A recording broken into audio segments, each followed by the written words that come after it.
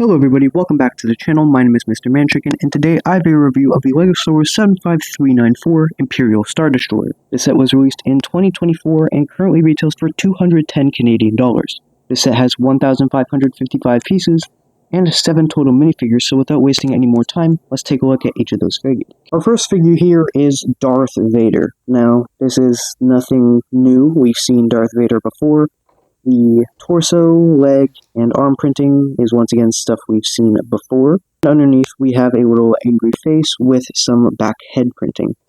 The next figure here is Commander Praji, or Praji. I don't know how to pronounce it, but if you don't know who this figure is, I don't blame you. But he's this guy here. Lord Vader, the battle station plans are not aboard this ship, and no transmissions were made. Now, the figure itself is fine. There's no leg printing, very basic torso print, a face print we've seen on other figures before, and a small little commander hat. The next figure here is the Imperial crew member. Once again, a very basic, generic figure. Does have some nice torso and leg printing. The face print has a little microphone headset there, and he's wearing Commander Praji's hat. Next up, we have the Imperial gunner, and it's as good as ever.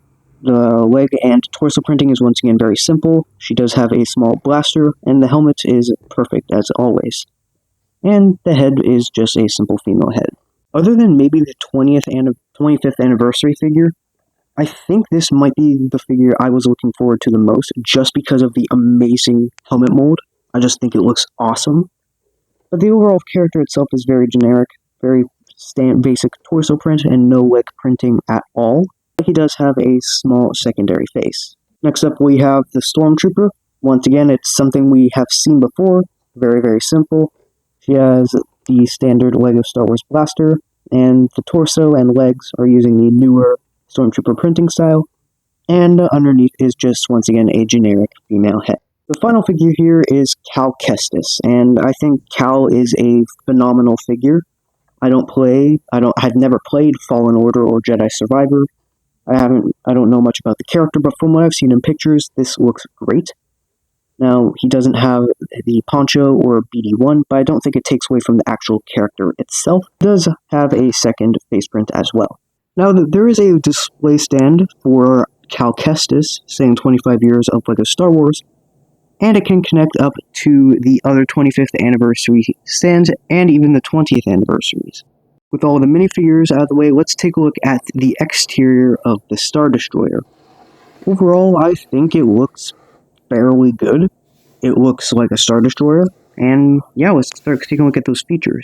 The front of the Star Destroyer doesn't really have much going on for it. It's this area of the Star Destroyer, though, where things actually get interesting. There is a spring-loaded shooter on either side there, which is hidden pretty well. Over here we have a little Technic piece that we push down, and it will shoot out the spring-loaded shooter. I think it's integrated pretty much perfectly into the Star Destroyer's design. Just below that are the turrets here, or turbo lasers. You can move each gun up and down individually, and using this little piece at the back that you can pull back and forth, it will actually move the turrets back and forth. This is probably my favorite feature of the entire set, and it's just really fun to play with. Coming around back, we have the engines here. It provides pretty good color to the back, and we have the tiny little engines there. And right above that is actually a small storage space for other spring-loaded shooters. The bridge up here is pretty much a decoration. You can't get into the interior at all. Up here, I think, are the shield generators, if I remember correctly. And right here, we have a pretty nice sticker showing the windows. That's pretty much everything on the exterior of the Star Destroyer. Let's take a look at what's on the inside.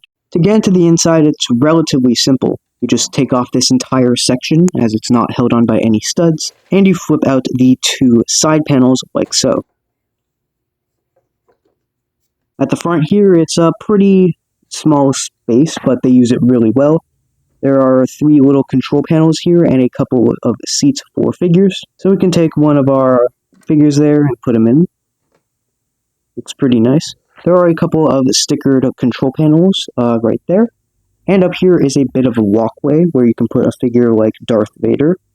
Now, you can't close it up while a character is on here, but I still think it looks pretty good while he's up there.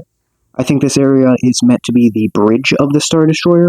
On this part of the Star Destroyer, there is a little workstation, I guess, with a control panel and a coffee mug, and a little swivel chair, which I just think is pretty fun. There is also a small clip for a weapon for a character. You can put Captain Prodigy or Prodigy in his seat and put his gun in the clip there. Looks pretty nice. You can still swivel him while he's in the chair there. At the back, we have a couple of crates. This first one just has a pair of small binoculars. It's pretty nice. You can put them on pretty much any character.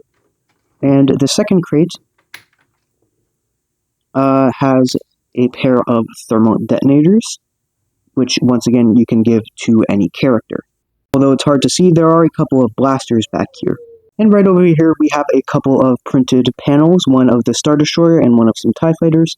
And there are also a couple of printed panels here and over here. Right over here is what I'm calling a holo table and also what I'm calling a command center. You can rotate it 360 degrees. There are some red pieces indicating rebel ships and this really cool molded piece representing the Star Destroyer. Overall, it's a fun little thing that I think adds a lot to the Star Destroyer. And you can put some figures like our Navy Trooper here. Right over here is a little medical station with a small syringe and a control panel.